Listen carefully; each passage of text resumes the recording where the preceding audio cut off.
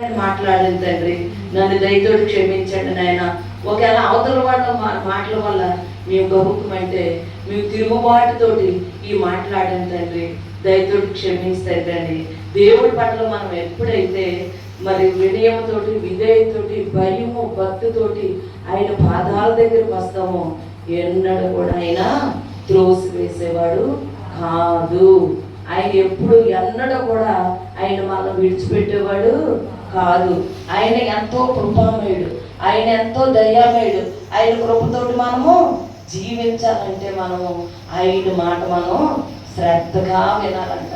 చక్కగా చూడండి, దావీదు మహారాజు ఎంత చక్కగా చెప్పాడు.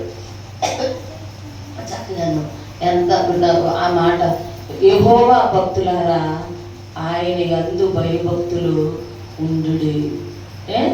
చక్కగా చూడండి, ఇందులోనే ఇక్కడ ఈ మాటే 11వ అధ్యాయం, పిల్లలారా